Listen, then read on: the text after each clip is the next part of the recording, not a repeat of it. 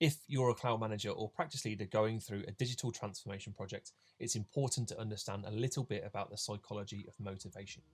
Many people make the mistake of overlooking the motivations that drive behaviour, which can ultimately lead to people struggling and projects stalling.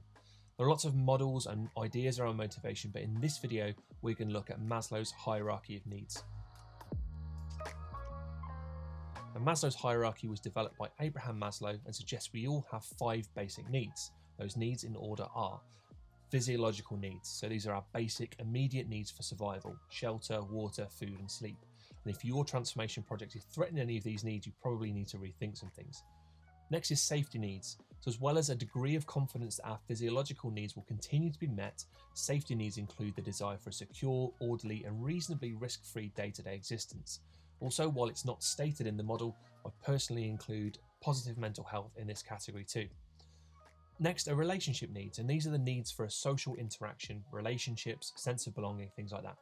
And we all need to feel part of a tribe. That's deep rooted into our biology, so it's no surprise that it continues to drive behaviour today. Esteem needs.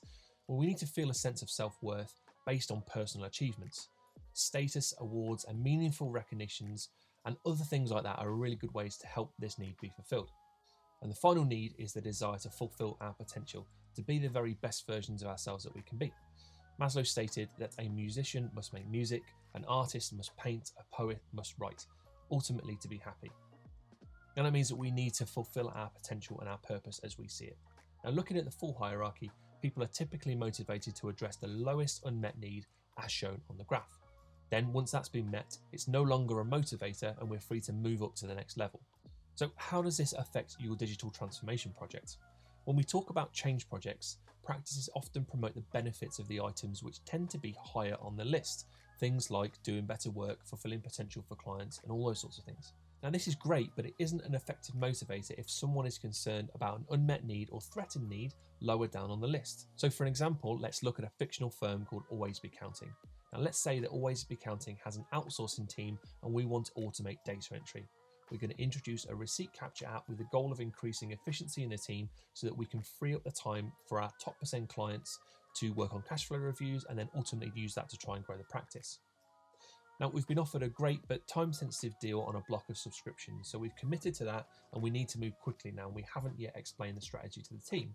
In order to meet the deadlines that we've committed to, we just need to plough on and get straight into training. Now, Jeffrey is in our outsource team and currently spends about 20 to 30% of his time on data entry. He's a very capable chap and he's learned to be very efficient with Excel and often helps others out in the team with macros and other complex formulas. Now, Jeffrey's privately concerned because he's heard lots of headlines recently about AI taking over white-collar jobs, and so he's nervous that this is a step towards him losing his job, a direct threat on one of his safety needs. Now, if we plough on regardless, Jeffrey's in for a pretty stressful time, which is bad enough, but it may also have a knock-on effect on the project and the rollout. So let's say we manage to uncover this and reassure him that his job isn't at risk. We take the time to explain what we're actually trying to achieve, and in fact we see Jeffrey as a key person to roll out our new cash flow reviews to clients. Problem solved, right? Well, not quite. Jeffrey might still be anxious about making mistakes on the new system and looking incompetent in front of his colleagues and clients, which might affect his relationships with them, his peer team, and ultimately still be a threat to his job. So what can we learn?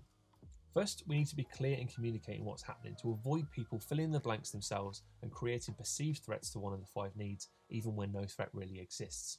Next, we need to make sure we spend the time to understand who's affected and how they're impacted. This allows us to take steps to listen to what our stakeholders have to say and to do our best in addressing the correct needs at the correct time. Now, each stakeholder is very different, and so it's important to take the time to segment and prioritise your stakeholders, which you can learn a little bit more about on the video on screen now.